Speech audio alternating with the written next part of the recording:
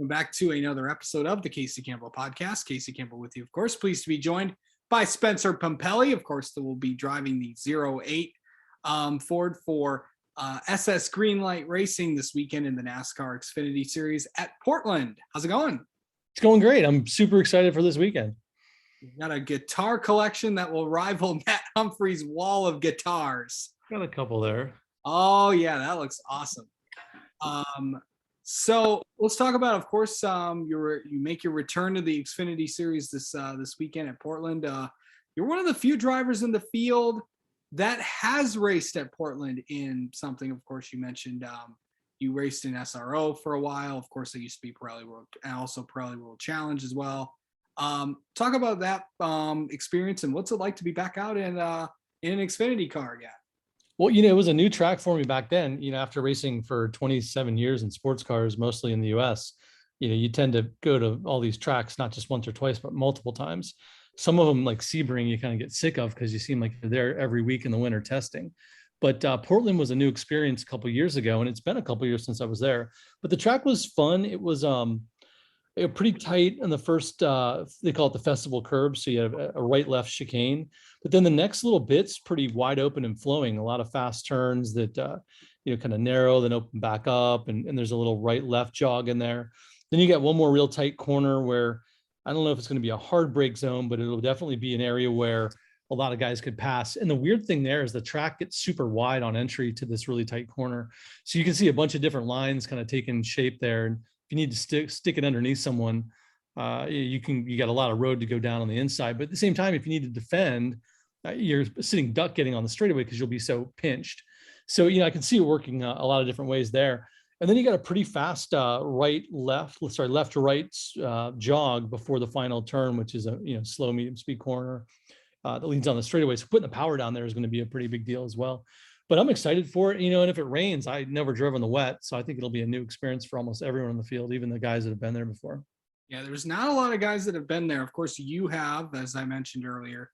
We talked to Jade Buford yesterday, and of course, he has some experience there. Matt Jasko may also have some experience there when driving the 13. But really, anybody else, it really doesn't have a lot of experience. I know that Arca West did race there. I know that Connor Mozak, of course, will be in the 18. Will be racing in the Arca West race at Portland. You talked about the track a little bit. I'm excited I'm excited for restarts because I want to see these cars go into turn one a little bit. There's a big wall at the apex there, so you really can't shortcut that one and keep your car straight. But it's going to be a pretty big funnel for sure, and it's a decent straightaway that leads to that brake zone. So it'll be interesting for sure. I just want to try to get my way to the inside there and make sure that I got some room, because I bet there's going to be a pretty big penalty for missing it, and I bet a couple people will on the weekend. Yeah, for sure. Talk about some. I know you kind of also mentioned some passing opportunities out there. I know that 4, 5, and 6 could be a potential. Could be some fun happening there too. It's been so long since I was there. I don't really remember the numbers, but 4, 5, and 6. You got a track map you're going to show me there? Yeah. Well, I'm trying to pull one up but yeah, it's I think we're going to definitely see some interesting passing there. It's only a 12-turn course for a lot of people that may not know, because obviously the IndyCars race there and stuff. But what are some opportunities for passing besides that I think we're going to really see when we go there? Obviously, it's going to be turn one is going to be the big one. Anyone gets a good run on the straightaway, maybe catches a draft and can dive to the inside. It's pretty wide, and then it goes into a pretty tight. It's going to be a first gear right-hander, which leads right into a left-hander. So they call it the festival curves. It runs like a chicane basically. And anyone that get in the inside for the first part and then hang tough around the outside is going to have the advantage going in the next set and should probably make the pass.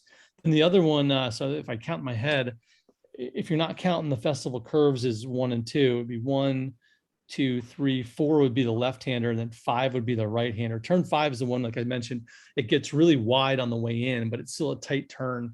So there's going to be a lot of different ways through there, and a lot of different defensive lines, a lot of different attacking lines. And so my guess is that's going to be the other spot. Maybe if you're desperate coming to the checker, you might be able to stick it in the inside after you come out of that little left-right jog before the last turn. But my guess is those two spots are going to be where most of the passing takes place. There's also that long straightaway in going from 9 to 10, and then there's that little and then another little passing turn before we get to the front stretch in 10, Mhm. 11, and 12 that's going to be possibly another big opportunity for passing as well. Yeah, if you look at that 10, 11, 12 section, it's probably going to be hard to get on the inside and make it stick at the end of that back straightaway, just because of the nature of the way the back straightaway bends. And then the brake zone is going to be, be long compared to what we did in the sports cars, but it's not going to be as long as turn one because it's pretty fast left, right.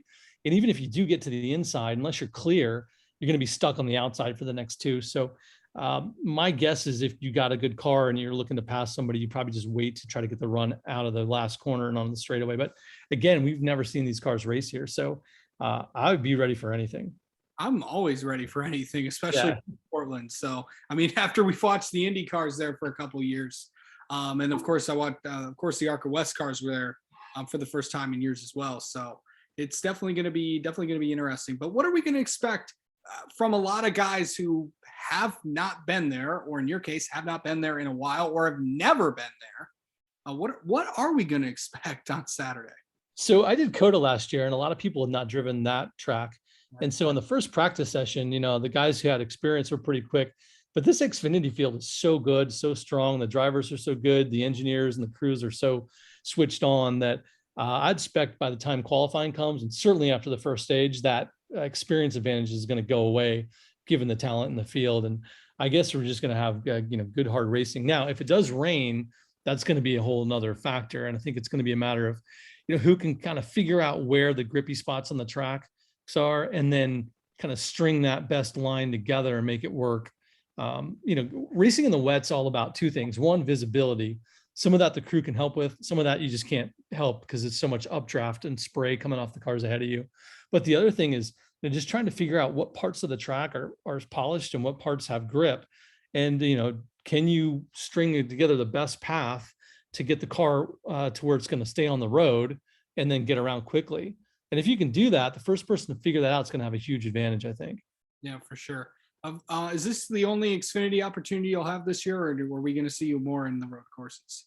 Every time one of those comes on this, when the calendar comes out, I highlight every road course in Xfinity on my calendar. And my goal is to do as many as I can. Now I've got commitments in, IMSA and some of the other sports car series that won't let me necessarily do them all, but any opportunity I can get, I jump on. So far, this is the only one I have this year, but I would love to be, back at Road America, back at Indy. Love to try the Charlotte Roval in a stock car.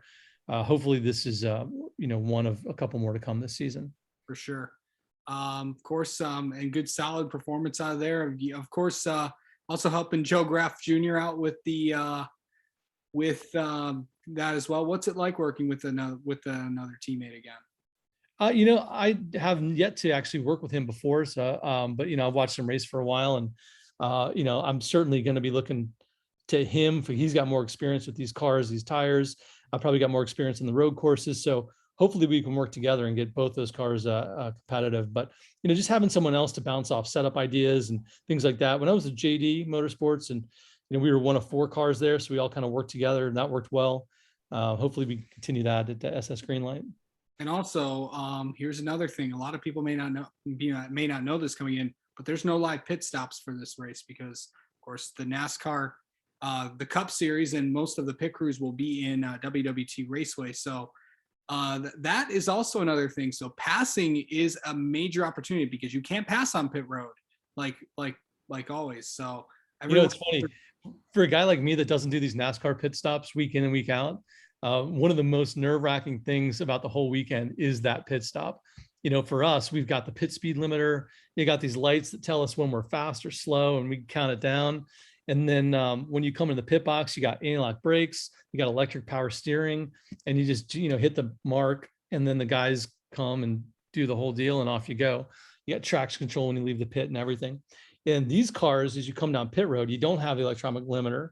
And then as you turn into the box, when you knock the thing into neutral, you lose some of the power steering. So it makes it harder to hit your marks.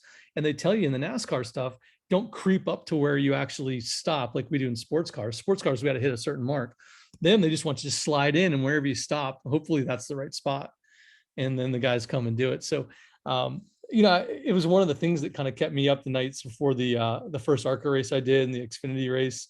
On track and driving, that's one thing. It's hard, but those pit stops are nerve wracking, and you don't want to mess it up and disappoint the guys. And so it actually makes it a little easier for us road course guys kind of moonlighting over an Xfinity. But at the same time, it was certainly a lot of fun to do the challenge, and see if you can get it right every time up that road.